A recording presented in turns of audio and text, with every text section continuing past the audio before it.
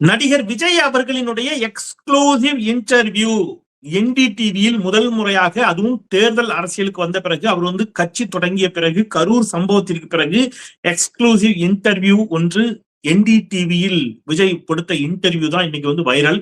இணையதளமே முடங்கி போய் கிடைக்கிறது. என்டிடிவியினுடைய டிஆர்பி எங்கேயோ எகிரி போய் கிடைக்கிறது அப்படின்னு சொல்றாங்க. எக்ஸ்க்ளூசிவாக விஜய் அவருடைய இன்டர்வியூ ஒண்ணு வெளிவந்திருப்பதை இன்றைக்கு தாவேகாவினர் விஜய் ரசிகர்கள் கொண்டாடி தீர்த்து கொண்டிருக்கிறார்கள். அதுல ரொம்ப முக்கியமான அந்த இன்டர்வியூல பார்க்க வேண்டிய சில அம்சங்கள் இருக்கிறது. அதுதான் இன்னைக்கு நாம பேச போறோம். என்ன அப்படின்னு கேட்டீங்கன்னா, அவர் வந்து எம்ஜிஆர் ஜெயலலிதாவை மட்டுமல்ல, முத்தமிழறிஞர் டாக்டர் கலைஞரை அவர்களையும் அவருடைய ரோல் மாடலா சொல்றாரு. அரசியல்ல யாருங்க உங்க ரோல் மாடல் அப்படின்னு கேட்கின்ற பொழுது, கலைஞர் அவர்களையும் தன்னுடைய ரோல் மாடல் அப்படின்னு விஜய் குறிப்பிடுகிறார் என்று சொன்னால், கலைஞரை ஏன் ரோல் மாடலா குறிப்பிடணும்? இப்ப கலைஞரை தன்னுடைய ரோல் மாடல் என்று சொன்ன பிறகு திமுகவை ஏன் கடுமையாக எதிர்க்க வேண்டும் அப்படிங்கிற கேள்வி வருகிறது. அப்போ உங்களுக்கு தோணும், அப்போ ஜெயலலிதாவை ரோல் மாடல்னு சொல்லிட்டு அதிமுகவை எதிர்க்கிறார் தானே. ஆனா அதிமுகவை லேசா தான் எதிர்க்கிறார். தன்னுடைய பிரதான எதிரியாக திமுகவை சொன்ன பிறகு கலைஞரை ஏன் ரோல் மாடல்னு சொல்லணும் அப்படிங்கிற கேள்வி இயல்பாகவே எழும். அந்த கேள்விகளுக்குள் வேறு சில நுண் அரசியல் ஒளிந்திருக்கிறது. இது மட்டுமல்ல, அவர் அந்த பேட்டியில வேறு சில முக்கியமான அம்சங்களை, முக்கியமான விடயங்களை பற்றி குறிப்பிடுகிறார். ஏன் பாஜக எதிர்ப்பு, இந்த மாதிரி பல விஷயங்களை பத்தி அந்த இன்டர்வியூல வந்து அவர் வந்து பேசியிருக்கிறார். அந்த இன்டர்வியூனுடைய சில முக்கியமான பகுதிகளை நான் உங்களுக்கு இங்க காட்ட போறேன். ஏன்னா இது வந்து அவங்களுடைய எக்ஸ்க்ளூசிவ் கண்டென்ட். யாரு என்டிடிவினுடைய எக்ஸ்க்ளூசிவ் கண்டென்ட், அதை நாம யூஸ் பண்ண முடியாது. நமக்கு வந்து அதற்கான உரிமை கிடையாது. பட் அதோடைய சில சின்ன சின்ன குட்டியான அம்சங்களை நாம வந்து விதிகளுக்கு உட்பட்டு இங்க வந்து பயன்படுத்தலாம். அது வந்து விதிகள் இடம் தருகின்றன. அந்த அடிப்படையில விதிகளுக்கு உட்பட்டு விஜய் அளித்த எக்ஸ்க்ளூசிவ் இன்டர்வியூ அதனுடைய சில பகுதிகளை நான் உங்களுக்கு இங்க காட்டுகிறேன். நீங்களும் பாருங்க. அதன் பிறகு அதுல எழக்கூடிய சில கேள்விகளுக்கு நாம வந்து விடை தேட வேண்டி இருக்கிறது. இணையதளத்தை முடக்கி இருக்கக்கூடிய, எகிரி இருக்கக்கூடிய டிஆர்பி அதற்கு சொந்தமான விஜய் அவர்களுடைய எக்ஸ்க்ளூசிவ் இன்டர்வியூனுடைய முக்கியமான அம்சங்களோடு கூடிய வேல்வீச்சு உங்கள் பார்வைக்கு. அனைவருக்கும் வணக்கம். இது தமிழ் கேள்வி. மீண்டும் உங்களை சந்திப்பதில் மிக்க மகிழ்ச்சி. நான் செந்தில் வேல்வீச்சு. இன்னைக்கு நிகழ்ச்சிக்குள்ள நாம் போகலாம். நான் ஸ்ட்ரைட்டா விஷயத்துக்கு வந்துடுறேன். கலைஞர் அவர்கள் தன்னுடைய அரசியல் ரோல் மாடல் அப்படின்னு விஜய் சொன்ன அந்த குறிப்பிட்ட பகுதியிலிருந்து நாம இன்னைக்கு இந்த வீடியோவை தொடங்கினா சரியா இருக்கும்னு நினைக்கிறேன். தம்பி, அந்த அந்த போர்ஷனை மட்டும் கட் பண்ணி போடுங்க. எது விஜய் அவர்கள் கலைஞரை பத்தி பேசினார் இல்லையா? எஸ், அந்த போர்ஷனை மட்டும் இப்போ நீங்க நம்ம தமிழ் கேள்வி நேர்களுக்காக கொடுங்க.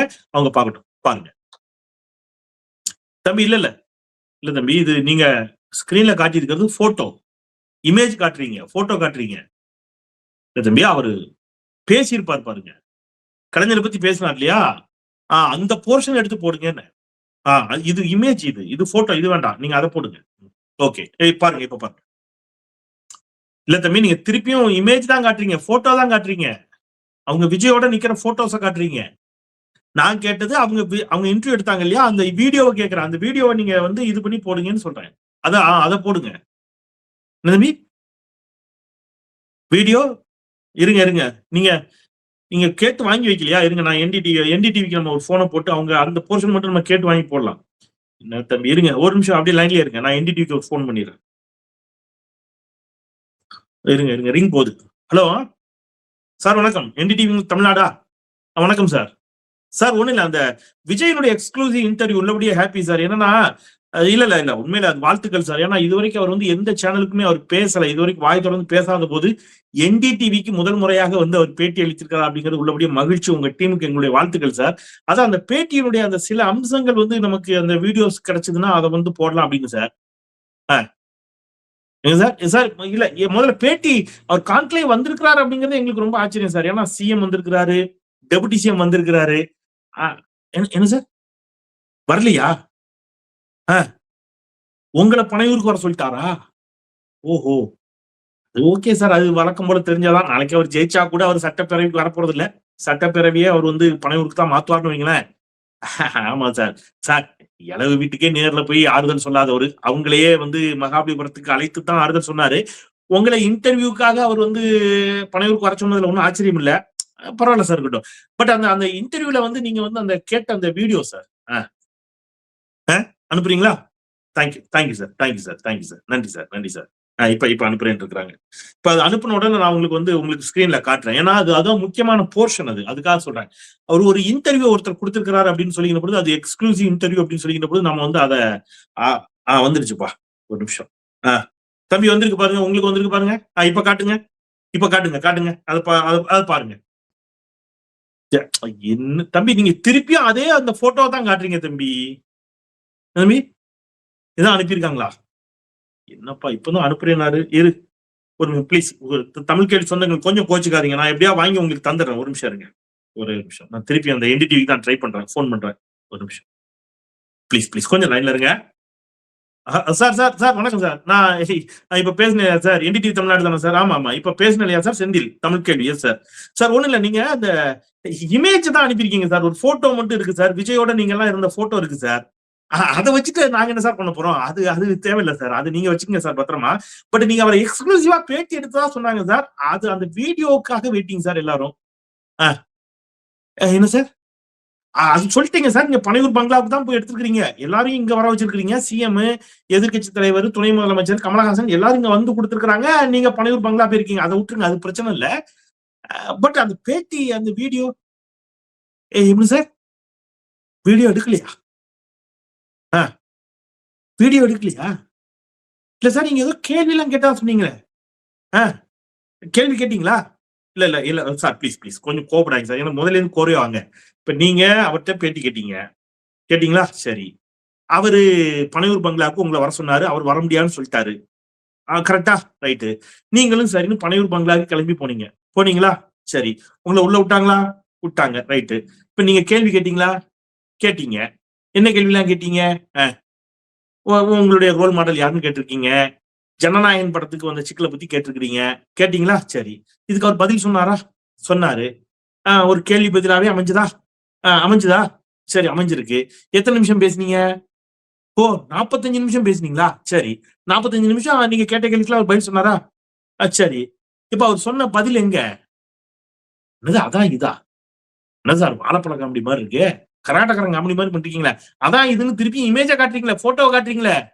இல்ல சார், நீங்க இன்டர்வியூ எடுத்தா அதோட ஹலோ சார், லைன்ல இருக்கீங்களா? இருக்காப்ல. இல்ல சார், இன்டர்வியூன்னு எடுத்தீங்கன்னா வீடியோ எடுக்கணும் சார். வீடியோவோட எடுத்தா தானே சார் அது இன்டர்வியூ. சார், நானும் 20 வருஷமா மீடியால இருக்கேன் சார். ஒரு இன்டர்வியூனா வீடியோ நம்ம எடுப்போம் சார். நம்ம கேள்வி கேட்போம், அவர் பதில் சொல்லுவாரு, அதை பதிவு பண்ணுவோமே. என்ன சார் பதிவு பண்ண உடலையா சார்? அப்ப நீங்க காமெடி பண்ணாங்க. நீங்க விஜய்கிட்ட கேள்வியே கேட்கலன்னு நான் டவுட் பண்ணா, சும்மா காட்சிக்கு நீங்க விஜய் இன்டர்வியூ எடுத்ததா நீங்க ரீல் விடுறீங்க, புல்டா விடுறீங்க, நான் நினைச்சா என்ன பண்றது? என்ன சார்? ஓகே. அதுக்கு ஆதாரமா தான் அந்த போட்டோவை போட்டிருக்கீங்களா? நீங்க விஜய் சந்திச்சதை நாங்க நம்பணுங்கிறதுக்காக மட்டும்தான் அந்த போட்டோ. இன்டர்வியூ எடுத்ததாக நீங்க சொன்னதை நாங்க நம்புறதுக்கு ஒரு போட்டோ மட்டும். இன்டர்வியூவா நீங்க எடுத்தீங்க, பட் அது வீடியோவா எடுக்க விடல. அப்புறம் எப்படி சார் இது இன்டர்வியூன்னு சொல்ல முடியும்? சொல்லிக்கலாம் அப்படி. சரி சார், ஓகே, புரிஞ்சிருச்சு சார். சார் புரிஞ்சிருச்சு. Thank you sir. நன்றி சார். வணக்கம் சார். அதாவது இது எப்படி இருக்கு பாருங்களேன். அவர் பெரிய துரை. யாரு? விஜய். அவர் வரமாட்டாரு. இங்க சிஎம் வந்திருக்கிறார். ஒரு மாநிலத்துடைய மக்களால் தேர்ந்தெடுக்கப்பட்ட முதலமைச்சர் வந்திருக்கிறாரு. துணை முதலமைச்சர் வராரு. எதிர்கட்சி தலைவர் பேசுவாரு. ஒன்றிய அரசியல் அங்கம் வைக்கக்கூடிய அமைச்சர்கள் கூட பேசுவாங்க. ஐயா நடிகர் கமலஹாசன் திரைத்துறையில் இவருக்கும் மூத்தவர். யாரு? பத்மஸ்ரீ கமலஹாசன். அவர் பேசுவாரு. எல்லாரும் வருவாங்க. விஜய் வரமாட்டார். நாம தேடி நேர்ல போனோம். சரி, போனாங்களே, போனவங்க கிட்ட இன்டர்வியூ எடுத்தாங்கன்னு சொல்லி என்னடான்னு பார்த்தா எதையும் ரெக்கார்ட் பண்ணக்கூடாதான். அப்புறம் அது என்ன இன்டர்வியூ? இவங்க சும்மா உரையாடிக்கலாமா? சார் நல்லா இருக்கீங்களா சார்? விஜய் சார். ஓகே. அப்பா நல்லா இருக்காரா? எப்படி சார், காஃபி பிடிக்குமா உங்களுக்கு, டீ பிடிக்குமா? சரி ரைட் சார். மற்றபடி நல்லா போயிட்டு இருக்கு சார். சார், அது ஆக்சுவலி ஜனநாயகன் படத்தோட பிரச்சனை என்ன சார்? பிரச்சனை என்ன சார்? சரி. பொதுவா உங்களுக்கு கலைஞர் பிடிக்கும் சார்? ஜெயலலிதாவும் பிடிக்கும், எம்ஜிஆரையும் பிடிக்கும். சரி பரவாயில்ல சார். எப்படி சார் ஆட்சிக்கு வந்துருவீங்களா? எப்படி ஃபீல் பண்றீங்க? நீங்க கிங் மேக்கரா? நீங்க ஆட்சிக்கு வருவீங்கிற நம்பிக்கை இருக்கு என்ன சார்? இப்படி ஒரு 10, 15 நிமிஷம் 40 நிமிஷம் பேசியிருக்காங்க. இது பேசிவிட்டு வெளியில விஜயோடு பேசியதையே ஸ்லாகித்து ஒரு 4 பேர் வரிசையா நின்று பேசுறாங்க. எஸ் ராகுல் நீங்க சொல்லுங்க, எஸ் நீங்க சொல்லுங்கன்னு இவர் மைக் அவர்ட்ட நீட்ட, அவர் இவர்ட்ட நீட்ட, நீ பாட நான் ஆடங்கிற மாதிரி என்ன நடந்துச்சு. Actually it's extraordinary wonderful moment. நாம வந்து விஜயை சந்தித்த பொழுது விஜய் என்ன சொன்னார்னு கேட்டீங்கன்னா, அவர் நாம இப்படி கேள்வி எழுப்பினோம், அவர் இப்படி பதில் சொன்னார். கடைசி வரைக்கும் இன்டர்வியூ எடுத்த வீடியோ வரல. உலக தொலைக்காட்சிகளில் முதல் முறையாக இப்படி ஒரு நேர்காணலை எந்த சேனலும் பண்ணியிருக்காது, எந்த அரசியல் தலைவரும் கொடுத்திருக்க மாட்டாங்க. என்டிடிவி மிக பாரம்பரிய மிக்க டிவி. என்டிடிவி மீது எனக்கு எப்பொழுதும் மதிப்பு உண்டு, இப்பொழுதும் மதிப்பு இருக்கிறது. அது வேற, அதை விட்டுருங்க. என்டிடிவி ஒரு மிக மிக பாரம்பரியமான தொன்மையான ஒரு தொலைக்காட்சி. அதன் மீது எனக்கு எல்லா காலத்திலும் மதிப்புண்டு, இனியும் மதிப்புண்டு. அதை விட்டுருங்க. ஆனா அவ்வளவு பாரம்பரியம் மிக்க ஒரு தொலைக்காட்சி இப்படி ஒரு நேர்காணலை பண்ணிருக்க கூடாது. விஜய்கிட்ட என்ன சொல்லிருக்கணும் நீங்க, மிஸ்டர் விஜய் நீங்க பேட்டி கொடுக்கறதா இருந்தா நாங்க வர்றோம். பேட்டி கொடுக்கலையா, ஓகே, ஃப்ரெண்ட்லியா ஒரு ஹாய் ஹாய் சொல்லிக்கணும்னு நினைக்கிறீங்களா, போய் ஃப்ரெண்ட்லியா ஹாய் சொல்லிட்டு ஒரு போட்டோ எடுத்துட்டு அந்த போட்டோவை தனிப்பட்ட முறையில உங்களுடைய பேஸ்புக்லயோ ட்விட்டர்லயோ போட்டு நீங்க போயிருக்கணும். ஆனால் பாரம்பரியம் மிக்க என்டிடிவில நீங்க எல்லாரும் வரிசையா நின்று ஒரு எக்ஸ்க்ளூசிவ் இன்டர்வியூ எடுத்தது போலவே நீங்கள் என்ன கேள்விகளை கேட்டீர்கள், அவருக்கு அந்த கேள்விகளுக்கு அவர் என்ன பதிலளித்தார் என்பது போலவெல்லாம் பேசியது அப்படிங்கிறது ஒரு ஜேர்னலிஸ்டுக்கான எந்த எத்திக்ஸுக்குள்ளும் வராத ஒன்று என்பதை நான் வருத்தத்தோடு பதிவு செய்றேன். எத்திக்ஸா இது? ரொம்ப வருத்தமா இருக்கு. அவர் என்ன அவ்வளவு பெரிய அப்பா டக்கரா விஜய்? இல்ல, எனக்கு புரியல. இதையே பதிவு பண்ணி வெளியில வர்றதுக்கு என்ன பயம்? விஜய்க்கு கோர்வையா பதில் சொல்ல தெரியாது. ஒரே ஒரு பிரஸ் மீட் விஜய கொடுக்க சொல்லுங்க. நான் என்ன கேட்கிறேன், தன்னுடைய சொந்த ரசிகர்கள், இவருக்காக உழைத்து உழைத்து தன்னுடைய காசையெல்லாம் செலவிட்ட அஜிதா ஆக்னஸ் அப்படிங்கிற ஒரு சகோதரி, இவர் கார் வருது, இவருக்காக வாசல்ல காத்து நிக்கிறாங்க. அவர் இறங்கி பார்க்கல, உள்ள கூப்பிட்டு என்னன்னு கேட்கல, பேசல. கார் அப்படியே ஏறுற மாதிரி போயிடுச்சு மேல.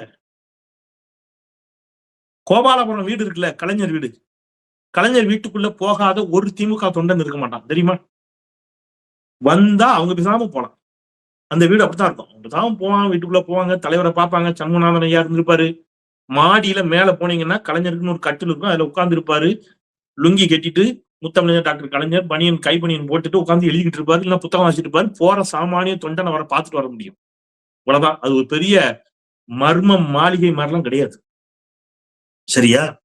இப்ப முத்தமிழறிஞர் டாக்டர் கலைஞரின் நீங்க வாரிசு அரசியல் சொல்றீங்கல்ல, மாண்புமிகு முதலமைச்சர் ஸ்டாலின் அவர்கள் சித்தரஞ்சன் சாலை பொங்கல் அன்னைக்கு எல்லாரும் போலாம்.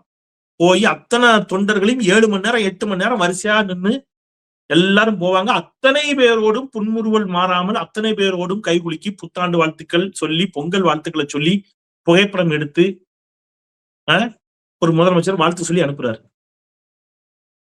சரியா? பத்திரிகையாளர்கள், அவருடைய வீட்டிற்கு செல்லாத பத்திரிகையாளர்கள் அவரை பேட்டி கேட்பதற்காக அவருடைய வீட்டிற்கு சென்றால் எந்த நேரம் போனாலும் நீங்க அனுமதி வாங்கிட்டு போனீங்கன்னா அவரை போயலாம், பார்க்கலாம், பேசலாம், பேட்டி எழுதலாம். சரியா? 2 வீடு தான் மர்ம மாளிகை மாதிரி. ஒண்ணு ஜெயலலிதாவுடைய போயஸ் கார்டன் வீடு, இன்னொன்னு இப்ப பனையூர் பங்களா. என்ன நீங்க என்ன அவ்வளவு பெரிய நான் என்ன கேட்கிறேன், அந்த பங்களா வாசல்ல காத்து கிடக்கிற ரசிகர்களும் உள்ள போனது இல்ல. அந்த பங்களா வாசல்ல இதுவரை வழியில் விஜய் ஒரு வார்த்தை பேச வேண்டும் என்ற நோக்கத்திற்காக, ஏதேனும் கேள்விகளுக்கு பதில் தருவார் என்ற நோக்கத்திற்காக கால் கடுக்க காத்து நிற்கும் தமிழ் பத்திரிகையாளர்கள், தமிழ்நாட்டை சேர்ந்த ஊடகவியலாளர்களையும் நீங்க மதிச்சு ஒரு வார்த்தை பேசினது இல்ல. சரி, என்டிடிவி போன்ற தேசிய ஊடகங்களையாவது நீங்க கூப்பிட்டுருக்கீங்களே, அவங்க ஒரு கான்க்ளேவ் வச்சிருக்காங்க, நீங்க வந்து பேசலாம், வர மாட்டீங்க. சரி, அங்க கூப்பிட்டீங்களா, அங்கேயாவது நீங்க பேட்டி கொடுத்தீங்களா? பேட்டியும் கொடுக்கல. அதை ரெக்கார்டும் பண்ணலைன்னா என்ன அர்த்தம் தெரியுமா? அவ்வளவுதான் அறிவு. பேசினா மாட்டிப்பாரு விஜய். நான் இப்பவும் சொல்றேன், மோடியும் விஜயும் ஒரே ஒரு பிரஸ் மீட் 1/2 மணி நேரம் கொடுத்தாங்கன்னா 2 பேருக்கும் ஒண்ணும் தெரியாதுங்கிறது உலகம் முழுவதும் தெரிந்து போகும். நான் மோடியும் சேர்த்தே சொல்றேன். இந்த நாட்டினுடைய பிரதமர் மோடியும் சரி, இந்த நாட்டை ஆள துடிக்கிற விஜயும் சரி, 2 பேருக்கும் எதுவும் தெரியாது. அதனாலதான் மோடி அமித்ஷா என்ன சொல்லி வச்சுட்டாரு, நீங்க வாயே திறக்கப்படாது. 2 பேரும் யாரு தெரியுமா? தனி ஒருவன் படத்து தம்பி ராமையா தான். தனி ஒருவன் படம் பார்த்திருக்கீங்களா? அரவிந்த் படம், அதுல தம்பி ராமையா கேரக்டர் வரும். எதுவுமே தெரியாது. அதனால அரவிந்த் என்ன சொல்லி வச்சிருப்பாருன்னா, முகத்தை அப்படி வச்சுக்கணும், வெடைப்பா வச்சுக்கணும், சிரிக்கக்கூடிய இடத்துல கூட சிரிக்க கூடாது, விரைப்பா இருக்கணும், அப்படியே பார்க்கணும். அவ்வளவுதான், இப்படியே மெயின்டைன் பண்ணணும். அப்பதான் உங்களை புத்திசாலி நினைச்சு பயப்படுவாங்க. கல்ட் அப்படின்னு கட்டி எழுப்ப முடியும். அப்படி அமித்ஷா வந்து மோடி அப்படியே கொண்டு வந்துட்டாரு. பாருங்க, மீடியால போய் வாயை திறந்தீங்கன்னா எக்ஸ்போஸ் ஆயிருவீங்க. அதனால முறைச்சு பாருங்க. முறைடா முறைங்கன்னு அந்த ஒரு படத்துல வடிவேலை பார்த்து சொல்லுவாங்க. அந்த மாதிரி முறைங்க சார், முறைங்க அப்படின்னு சொல்லி கொடுத்து வளர்த்துட்டாங்க. இல்ல அமித்ஷா மோடி வந்து பிரஸை சந்திக்க மாட்டார். பிரஸை சந்திச்சா என்ன ஆகும்னு நம்ம அமெரிக்கால வெள்ளை மாளிகளே பார்த்தோம். அதேதான் விஜய்க்கு. 1/2 மணி நேரம் பிரஸை சந்திச்சாருன்னா காலி ஐயா, சந்திக்க மாட்டாரு. இந்த பேட்டியை கூட ரெக்கார்ட் பண்ணியிருந்தாங்கன்னா இதுல காலி ஆயிடுவார். ஏன்னா என்னதான் இருந்தாலும் ராகுல் போன்ற சீனியர் ஜேர்னலிஸ்ட் பேட்டி எடுக்கும் போது அவங்க ஜேர்னலிஸ்டா மாதிரி 2 கேள்வி லாக் பண்ணிட்டாங்கன்னா முடிஞ்சு போச்சு. கரூரை பத்தியோ, ஜனநாயகம் திரைப்படத்தை பற்றியோ, பாஜக எதிர்ப்பை பற்றியோ கேள்வி கேட்டாங்கன்னா விஜய் தங்களுக்கு தெரியாத சட்டம் ஒன்றும் இல்லை, அதில் எது சிறந்த சட்டமோ எதையோ விட்டுருங்க அப்படின்னு அழுதுருப்பாரு. அப்ப ரெக்கார்ட் பண்ணாதீங்க, அவ்வளவு ரெக்கார்ட் பண்ண கூடாது. இது என்ன பேட்டி? இத வந்து எல்லாரும் ஸ்லாகித்துக் கொண்டிருக்கிறார்கள். ஆஹா, எக்ஸ்க்ளூசிவ், நானும் எக்ஸ்க்ளூசிவா பேட்டி கொடுத்தாரு, பரவாயில்ல, ஏதோ வாயை தொடர்ந்துட்டாரு விஜய் முதல் முறையா.